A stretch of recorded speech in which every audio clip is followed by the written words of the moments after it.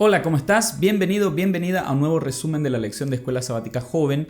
Llegamos a la semana número 4 del trimestre. El título de la lección fue El principio de la dependencia y el texto base está en Juan, el Evangelio, capítulo 15, versículos 1 al 11. Pero antes de compartirte algunas cositas que tengo anotadas aquí, quería mandar un saludo muy especial. En resúmenes pasados comencé a saludar a algunas personas que han comenzado a estudiar la Biblia o que están acompañando de manera especial los resúmenes que estamos haciendo cada viernes, pero olvidé mencionar a alguien y ese olvido fue a propósito. Ese alguien es muy especial, se llama Luz Marina, queremos mandarle un saludo muy grande. Gracias, Luz, por ser el punto, digamos, de conexión con todas estas personas. Son un montón de gente con la cual estamos conversando ahora, estudiando la Biblia, y hay muchas decisiones de bautismo gracias al ministerio que estuvo haciendo Luz, entre otras cosas, compartiendo los resúmenes de cada viernes. Así que te mandamos un abrazo, oramos por tu salud y bueno, pronto vamos a tener más noticias. Volviendo al resumen de esta semana,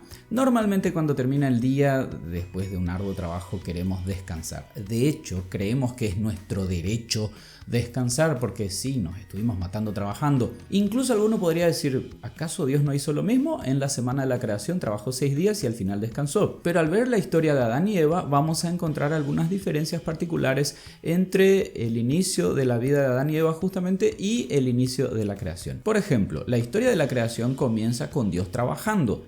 La historia de Adán y Eva comienza con ellos descansando. A ver, pero si no habían hecho nada. De hecho, Génesis capítulo 2, versículo 15 dice que Dios creó a Adán y lo colocó en el jardín del Edén para que lo cultivara, lo administrara, para que ese lugar fuera bonito, para que todo lo que hiciera Adán en ese jardín junto a Eva tuviera un resultado lindo. Solo que primero él tendría que pasar el sábado en la presencia de Dios.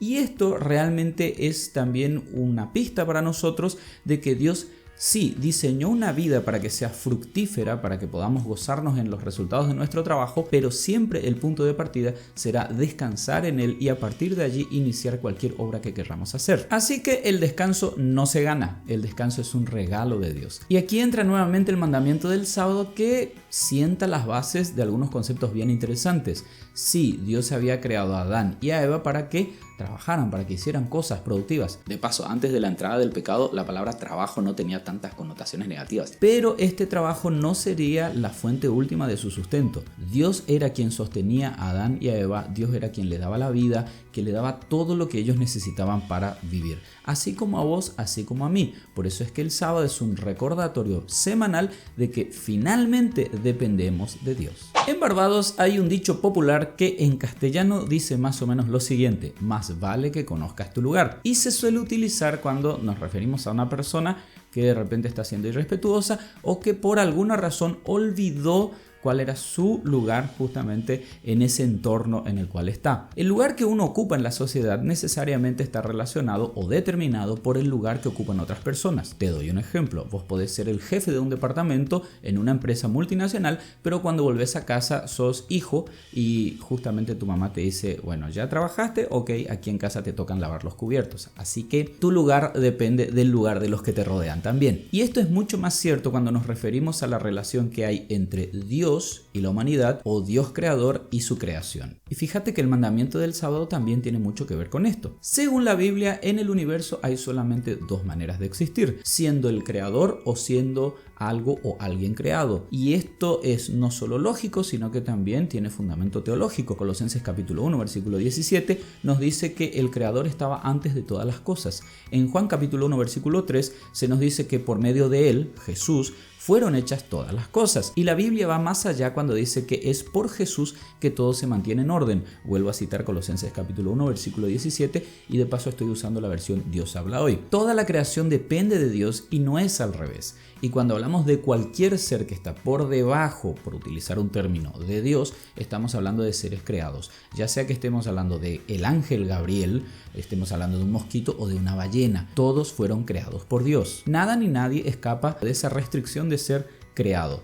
Si alguien quiere ir en contra de eso, entonces está queriendo tomar el lugar de Dios, porque recordamos, solamente hay dos opciones, creador o creado. Así que podemos decir que el mandamiento del sábado es la forma divina de decirnos con mucho amor, con mucha ternura, conoce tu lugar. De ahí que el reconocimiento y la dependencia de Dios es este principio mismo que está detrás del sábado. Desestima este concepto terrenal que a veces se escucha de el hombre hecho a sí mismo, ya que tenés declaraciones también como Salmos capítulo 100 versículo 3, en donde se nos dice que Él nos hizo y no nosotros a nosotros mismos. El sábado finalmente también es una salvaguarda contra el orgullo y la autosuficiencia. ¿Alguna vez lo pensaste de esa manera? El principio por detrás del mandamiento del sábado, de reconocimiento y dependencia del Creador, ya existió incluso antes de que fuera instaurado en el Edén. Ya vimos Colosenses capítulo 1 versículo 17, que declara que Cristo existe antes que todas las cosas y por Él se mantiene todo en orden. Cristo, Dios, es la causa no causada y la fuente de todo lo que existe, lo reconozcas o no. Declaraciones como la de Mateo capítulo 5 versículo 45, en donde dice que Dios hace salir su sol sobre malos y buenos y manda lluvia sobre justos e injustos, te dan a entender que incluso el incrédulo depende de Dios para existir. Qué interesante que la serpiente, que estaba allí en el árbol prohibido de Génesis capítulo 3, justamente hizo un énfasis en el hecho de que supuestamente se puede vivir sin depender de la voluntad de Dios. Adán y Eva le creyeron y bueno, Isaías capítulo 59 versículos 1 y 2 nos habla de esa brecha que abrió el pecado entre Dios y la humanidad. Pero es interesante que ese mismo Dios omnisciente es quien desciende a buscar a Adán y Eva que acababan de pecar y que se estaban escondiendo avergonzados de su creador, como dice en Génesis capítulo 3 versículos 9 al 11. Ahora vos y yo no somos muy diferentes de Adán y Eva porque actualmente también acostumbramos a huir de nuestro Dios en vez de acercarnos a Él, quien es la fuente de nuestra vida. Y esto lo hacemos consciente o inconscientemente cuando tomamos ciertas decisiones en nuestras vidas, pero no vamos a entrar mucho en eso, vamos a avanzar. La dependencia de Dios es algo inherente a la relación que hay entre el creador y el ser creado, y al romper este esquema intentamos hacer lo que la serpiente ya quiso introducir en Génesis capítulo 3 versículo 5. Queremos ser iguales a Dios o queremos ser dioses. En Juan capítulo 10 versículo 10 se nos dice que Jesús vino a restaurar la vida de su creación caída. Esta vida es en abundancia y solo se puede tener cuando estamos realmente unidos a Jesús, como dice Juan capítulo 15 versículos 5 y 6. Por eso podemos decir que dejar de trabajar en sábado en realidad es una demostración de que reconocemos nuestra dependencia de Dios y no de nuestras propias fuerzas. Seguro te acordás la historia de Génesis capítulo 14 cuando Abraham va a liberar a su sobrino Lot y bueno, mientras que está volviendo de aquella campaña militar, sale a su encuentro Melquisedec, rey de Salem y sacerdote del Dios Altísimo. En Génesis capítulo 14 versículo 9 se nos dice que las palabras de Melquisedec para bendecir a Abraham fueron estas: que te bendiga el Dios Altísimo, creador del cielo y de la tierra. Un poco más adelante en el versículo 22 encontramos al rey de Sodoma, y el cobarde que había huido anteriormente, queriendo hacerle un llamado especial a Abraham, y él responde diciendo: le he jurado al Señor, al Dios Altísimo que hizo el cielo y la tierra. Mucho tiempo después, en Colosenses capítulo 1 versículo 16, Pablo también enfatiza este título de poseedor universal cuando dice que porque en él fueron creadas todas las cosas, las que hay en los cielos y las que hay en la tierra, visibles e invisibles, sean tronos, sean dominios, sean principados, sean potestades, todo fue creado por medio de él y para él. La Biblia empieza con la declaración de que Dios hizo los cielos y la tierra, y Éxodo capítulo 20 versículo 11 amplía este concepto al agregar la expresión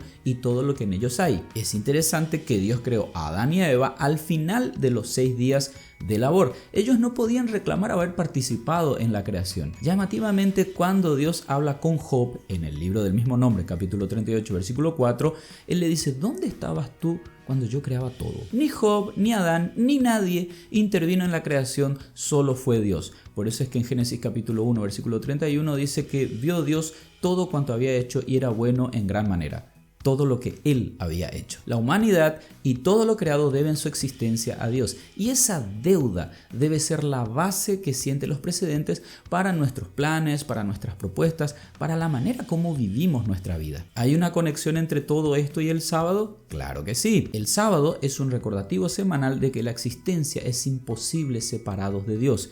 Es una lección de humildad. una lección de humildad que recibimos y necesitamos cada semana. El sábado declara que Dios es nuestro creador. Y los que guardamos el sábado celebramos que Dios es nuestro creador. Como cada semana terminamos el resumen leyendo algunas citas de Elena de White que están en nuestro folleto, que fueron extraídas esta semana específicamente de El Camino a Cristo, páginas 57 a las 59. Haciéndole caso a Lili, voy a levantar el folleto para poder leer esta cita que me encantó muchísimo. En el don incomparable de su Hijo, Dios ha rodeado al mundo entero con una atmósfera de gracia tan real como el aire que circula alrededor del globo. Todos los que elijan respirar esta atmósfera vivificante vivirán y crecerán hasta la estatura de hombres y mujeres en Cristo Jesús. Finalmente, de eso se trata el mandamiento del sábado y cualquier otro mandamiento que encuentres en la Biblia. De vivir en una atmósfera en la cual vos digas, wow, me encanta estar en la presencia de Dios, me encanta hacer su voluntad.